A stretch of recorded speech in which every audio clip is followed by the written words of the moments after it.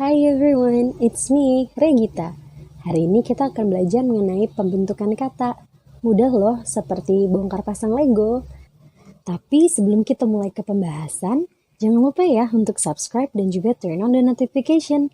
Jadi kalian gak akan ketinggalan nih mengenai topik-topik bahasa Inggris lainnya. Mari kita mulai.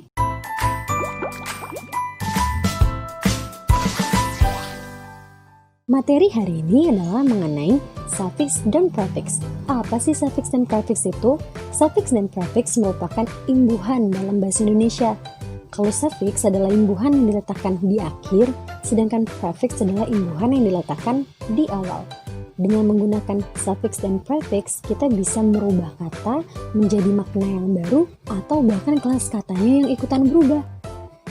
So, if we are using prefix and suffix, it will enrich our vocabulary, akan memperbanyak kosakata yang kita pahami.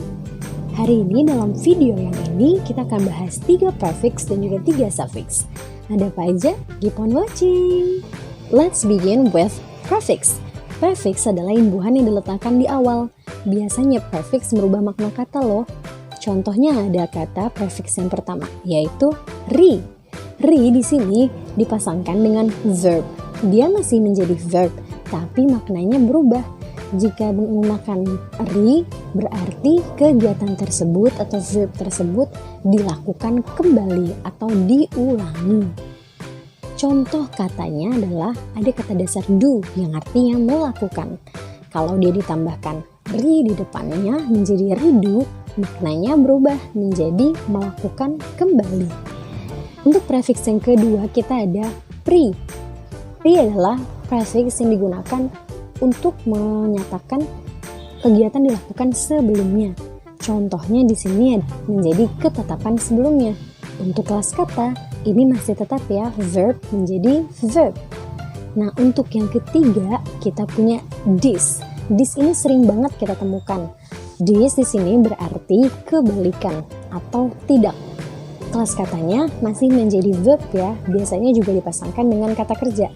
Contohnya ada kata kerja like yang berarti menyukai.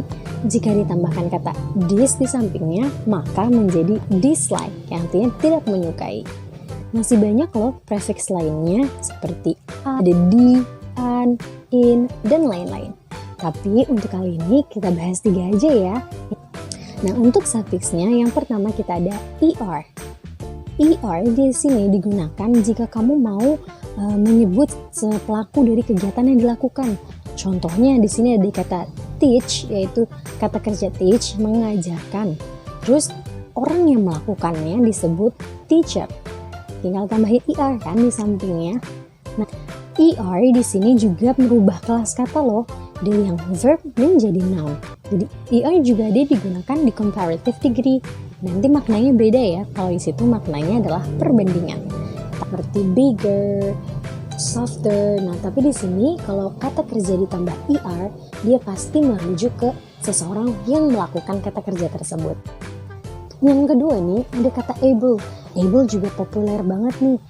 Bahkan sering dipleset-plesetin ya jadi bos. Apa sih sebenarnya able itu? Able artinya adalah bisa atau dapat dilakukan, menjadi sesuatu yang memungkinkan. Kemudian verb yang ditambahkan kata able, kelas katanya berubah loh menjadi adjective. Jadi kalau ada able ini pasti adjective ya.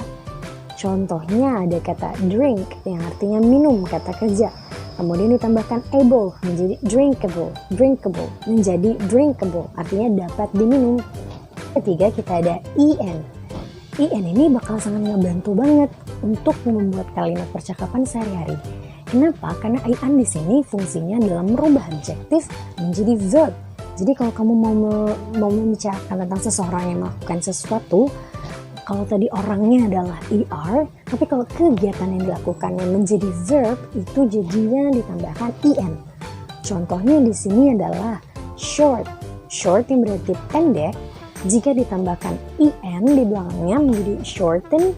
Di sini shorten menjadi verb yang berarti memendekkan. Seperti yang udah tadi aku bilang di awal, bahwa ini sama seperti bongkar pasang Lego.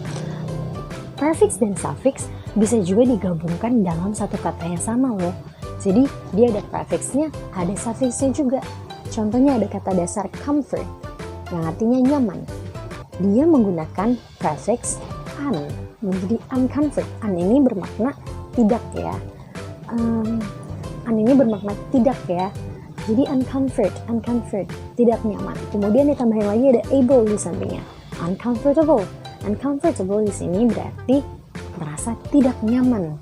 Nah, gabungkan tinggal dipasang-pasangin aja. Oh iya, untuk kata gabungan ini kelas kata yang digunakan menjadi kelas kata yang di suffix. Di sini kan able, jadi uncomfortable adalah adjective. Easy, right? There are a lot of suffix and prefixes. If you are interested, we'll discuss it further in the next video. That's all for today. Thank you for watching. Goodbye.